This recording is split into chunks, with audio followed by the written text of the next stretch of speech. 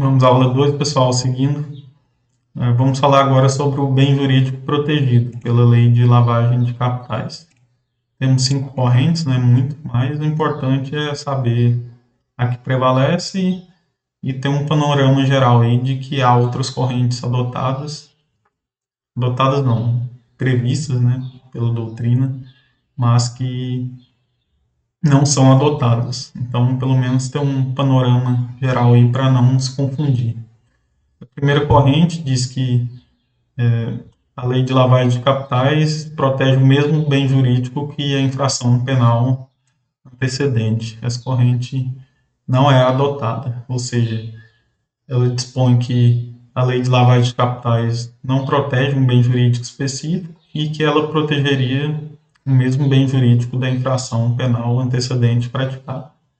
A segunda corrente dispõe que a lei de lavagem de capitais protege a administração da justiça, porém não prevalece também.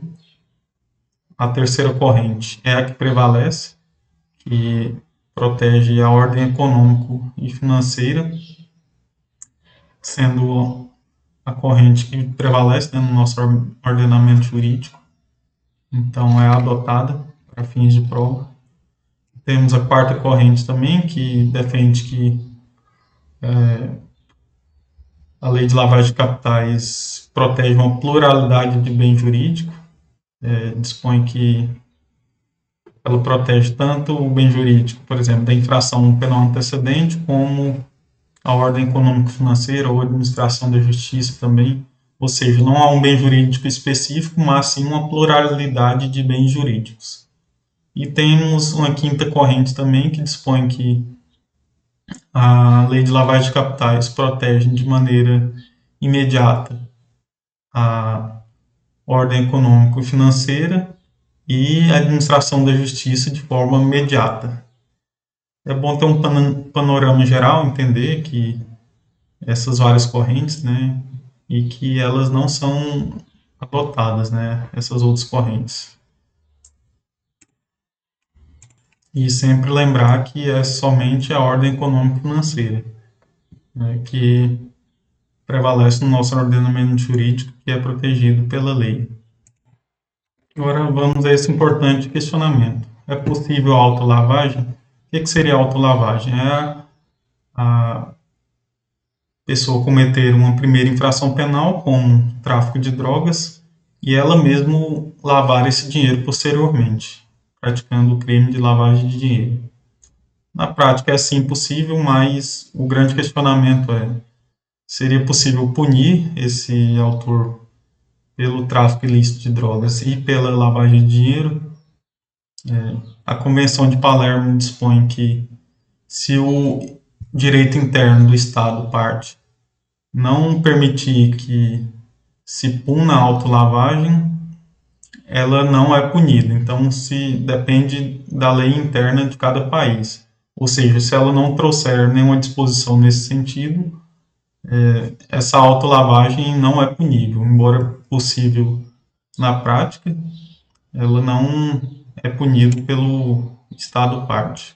Sendo assim, seguindo a Convenção de Palermo, tem Estado parte que considera a lavagem de dinheiro cometido pelo próprio autor da infração penal antecedente como um mero exaurimento.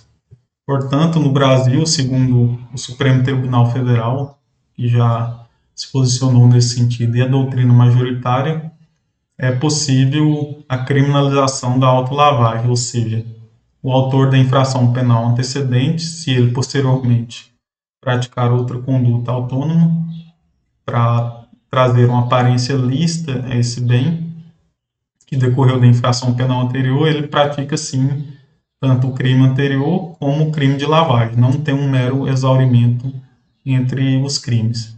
Tem até uma decisão aqui do Superior Tribunal de Justiça também, no ano de 2022, que diz que na autolavagem não ocorre a conjunção entre a corrupção passiva e a lavagem de dinheiro. Ou seja, se houver contextos diversos e autônomos, o autor ali que comete a corrupção passiva, se ele receber esse dinheiro e posteriormente tentar trazer uma aparência lícita para esse bem, lavando o dinheiro, mascarando a origem desse dinheiro, ele pratica tanto a corrupção passiva como a lavagem de dinheiro também, sendo o que se configura a autolavagem. E nos estados que não punem a autolavagem, e também a previsão na Convenção de Palermo, isso é denominado de reserva de autolavagem, ou seja, quando o autor do crime antecedente ele mesmo pratica a lavagem de dinheiro posteriormente, não trazendo alguma pessoa diversa para praticar a lavagem para ele, ele não é punido pelo crime de lavagem. Trata-se da reserva de autolavagem, ou seja, traficou a droga, por exemplo, e posteriormente o próprio traficante lava esse dinheiro de acordo com a reserva de autolavagem adotada em alguns países e na Convenção de Palermo, ele é punido somente pelo tráfico de drogas e não pela lavagem de dinheiro. Somente se ele pedisse para que um terceiro lavasse esse dinheiro para ele, ele seria punido pelo tráfico de drogas e o terceiro pela lavagem de dinheiro. Um outro questionamento importante também é a possibilidade da lavagem em cadeia. Seria possível uma lavagem da lavagem.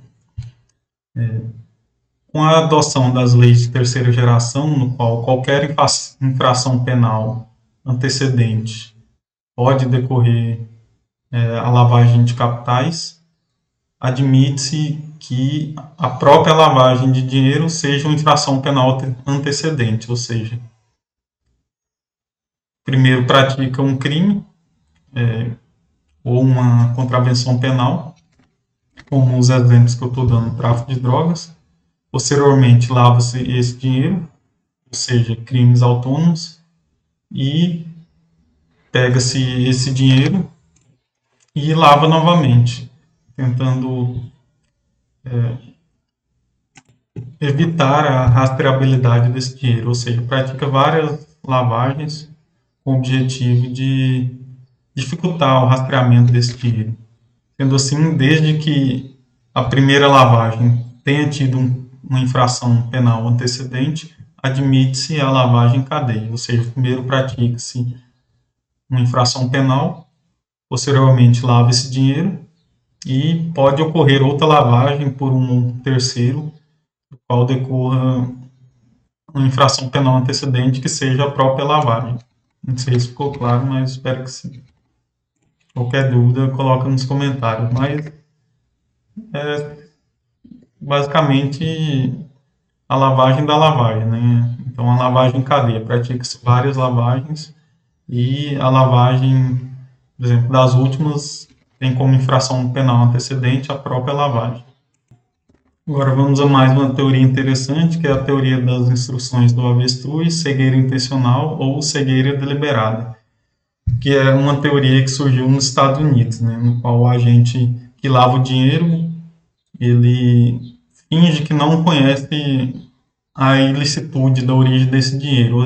Por exemplo, o cara trabalha no escritório e recebe o dinheiro lá para lavar, ele diz que, não quero nem saber de onde veio esse dinheiro. Aí ele vai, pratica a lavagem, não quer saber de onde veio o dinheiro, dos crimes antecedentes, mas ele lava o dinheiro e, de maneira voluntária, coloca-se nessa situação. Ele sabe que é uma situação suspeita, mas ele prefere não saber para depois alegar que não sabia, que não conhecia. E mesmo dessa forma, ele seria punido a título de dolo eventual, né? Já que ele age com indiferença e assume o risco de produzir o resultado, ou seja, ele tem consciência da origem suspeita, né, desse dinheiro. Por mais que ele não atue com dolo direto, ele pelo menos atua com um dolo eventual. Então não adianta a pessoa falar, não, eu não sabia da origem do dinheiro, eu só trabalhei em cima do dinheiro sem saber da origem. Então, ele pelo menos assumiu o risco do resultado.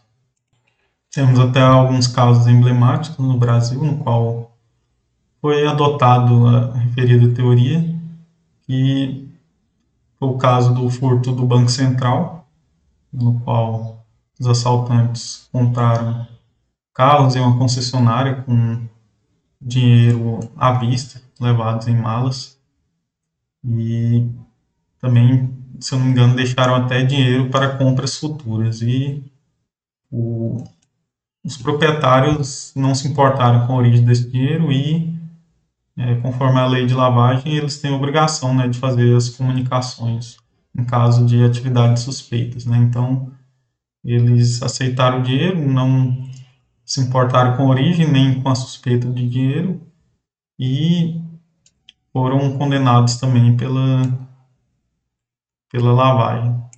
Aliás, salvo engano, eles foram condenados em primeira instância e acho que foram absolvidos posteriormente, se eu não me engano. Eu lembro que eu li sobre isso. Enfim, é só um exemplo da referida teoria. Se alguém quiser pesquisar melhor sobre o assunto, é só pesquisar aí a lavagem, o furto ao Banco Central na compra de automóveis. E também tem o caso do mensalão, né, no qual alguns acusados também alegaram, né, essa questão aí da cegueira deliberada, que não sabiam da origem dos valores e, salvo melhor juízo também, alguns foram condenados também. Enfim, é só a título exemplificativo de que essa teoria é adotada, né? Então não adianta alegar que não sabia da origem se você pelo menos assumiu o risco de produzir. Aí depende do contexto probatório, do fato em si. Se vai conseguir provar ou não, pelo menos, o dolo eventual, né? Temos outro tema de grande importância também, que são as fases do crime de lavagem de capitais. Esse aqui é um tema também que tem que estar bem memorizado na ponta da língua de todos os estudantes para carreiras policiais.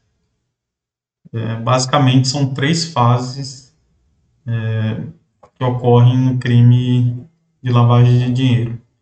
A primeira fase é a fase da colocação, ou em inglês denominado de placement, que tem o objetivo de inserir o dinheiro sujo no mercado.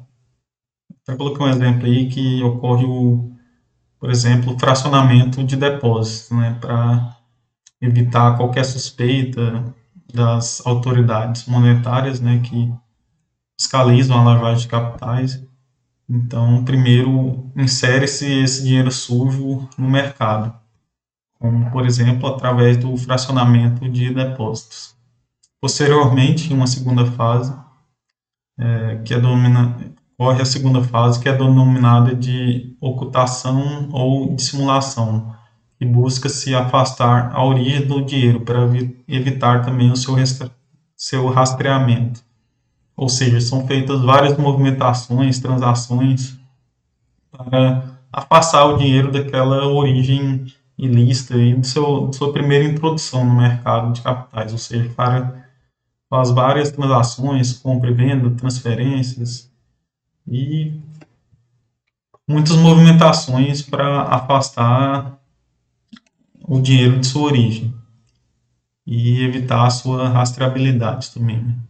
E na terceira fase, que é denominada de integração ou integration, devolve-se o dinheiro com aparência de licitude ao mercado formal, que é, por exemplo, faz várias movimentações e, através de uma empresa de fachada, aquele dinheiro entra como lucro dessa empresa, ou seja,